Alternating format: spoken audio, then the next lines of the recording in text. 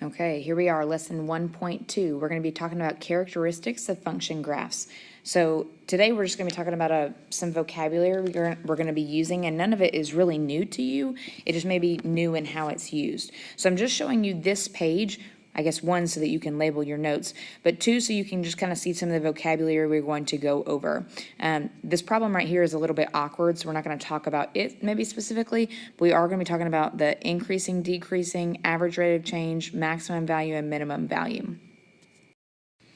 All right, now there is one thing I want to talk to you about this graph, just because this is a better example of this one concept, and that's about something, if something's being positive or negative. So just with respect to A and B, if we look at these statements down here, this says the values of the function on the interval. So if you read this, remember this is between 1 and 3, but not including 1 and 3, are positive or negative. So if we look at that part of the graph, between 1 and 3, that means we're talking about these parts of the graph. So when it says positive or negative, it's saying, it's referring really to the y value. Is it above the x-axis or below the x-axis?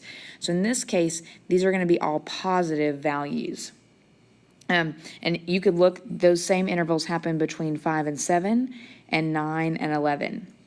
So then it says the values on the function between 8 and 9, are they positive or negative? So if I look between 8 and 9, notice that's just this little section down here, but since that's below the x-axis, that's going to be negative. So just notice if it's talking about positive or negative, that has to do with above or below the x-axis. If it's on the x-axis, and we'll spend some time here on this in just a minute, these points that are on the x-axis, think about what is not positive or negative. Well, the only number that's not positive or negative is the number 0, which is another reason why we call these points zeros, right? Those x-intercepts are called zeros. Okay, so let's hang out with a few other definitions here. So this first question says, and I would go ahead and make sure you have this graph drawn in your notes, because we're going to be referring to it quite a bit. On the intervals, on what intervals, is the function increasing and decreasing? So I like to think about functions when we're talking about this kind of like a roller coaster. And obviously you're going to be starting on the left the same way you do when you read. So we're going to be, I'm starting here at -2 and I'm increasing. And then we're going to hit like a peak and start decreasing again till we get to the bottom, and then we're going to increase once more. So when we talk about our intervals for increase, kind of color-coded these for us, notice that it's increasing between -2 and -1. So that includes -2, so -2 to -1. Now at -1, and I can zoom in so you can see this, but at -1, that's a turning point. It's exactly at that point, it's not really increasing or decreasing. So I'm going to put that as an open bracket. And then it's also increasing. And so one way to say and is to use this U symbol. That's called a union. So you can call that and if you want to, or union. The other place that it's increasing is going to be, it looks like from 1, and this is going to go on forever, so I'm going to say to infinity. So again, 1 is a turning point, so it's not included. And then infinity, obviously not included because you can't ever actually get there. All right, similar with the decreasing. Decreasing is going to be from -1, looks like, to +1. Notice I'm pulling all x values when I'm talking about these ranges, right? That's what I'm describing, because I'm looking at intervals as far as domains. And so this is, neither of those are included because -1 and +1 are both turning points. So it says, what are the local maximum and minimum values? So values always have to do with y values, or f of x, which is like function values. And then obviously maximum is a highest value and minimum is the lowest. So the local maximum looks like 4 is kind of a peak there, so I'm going to say 4 is one of the maximums. It's not the absolute maximum because obviously this is going to go to infinity, so it could go higher, but 4 is a peak. And then a valley here, if you will, one of the lower points is going to be down there, and that's going to be at 0. That's the lowest point that it gets to. So that's your minimum value right there. Zeros of the function, we talked about that. Zeros are where they hit the x-axis. So to me, it looks like there's 2 zeros here. I've got one here at -2 and one at +1. So I've got 2 zeros, -2 and +1. And then domain and range. So I'm going to take a second to erase these notes off. All right, remember domain are our x values, so I'm trying to find what's the lowest possible x value and the highest possible. So it looks to me that this is from like -2. It looks like 3, but I'm going to assume, well, I guess I shouldn't assume that that goes on forever because there's not an arrow there. So I'm going to say that this is from -3 to +3. So domain is going to be -3 to +3, and it looks to me like those are included. It probably should be better stated that these are like closed-in endpoints right there. And then my range, now I'm going to talk about my y values. It looks like the lowest y value I get is 0, and the highest one I get, see this is counting by 2, so that's going to be up to 20. So I'm going to be going from 0 to 20. Again, both of those are going to be included.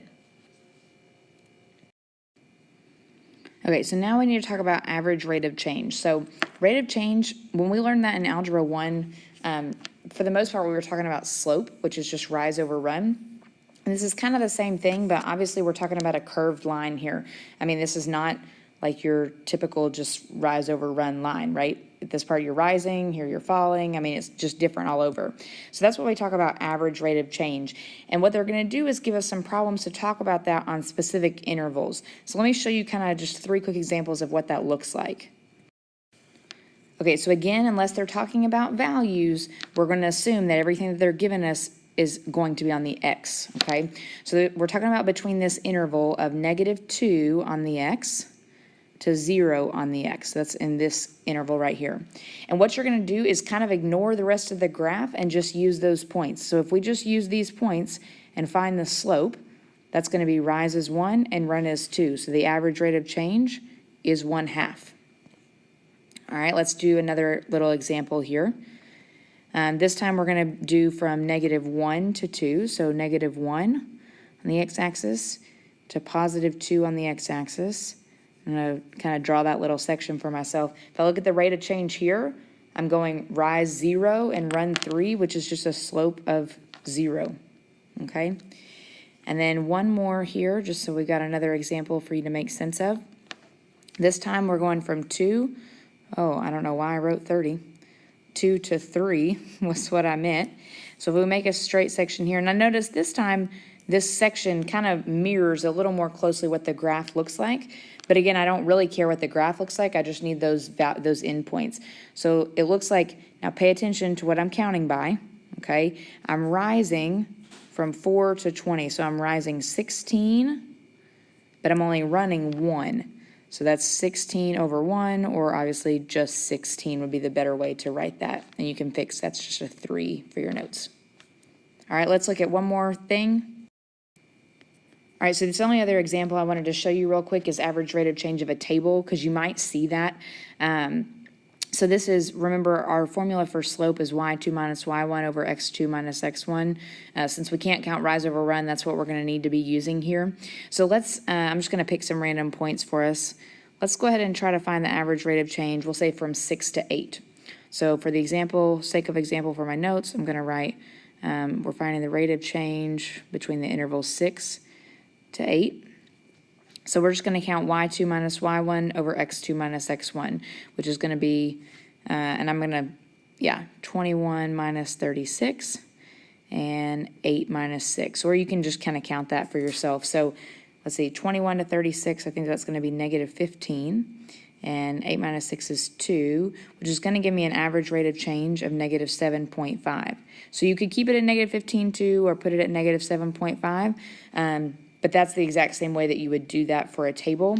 The only other thing you might add, since this table does have units, is what that means. So the rate of change here is going to be negative 7.5 hits per day, which means they're losing 7.5 hits per day, or having that many less each day in that time interval. Obviously, that's not going to be the same rate of change across the entire table, right? Because we're just talking about over this given interval.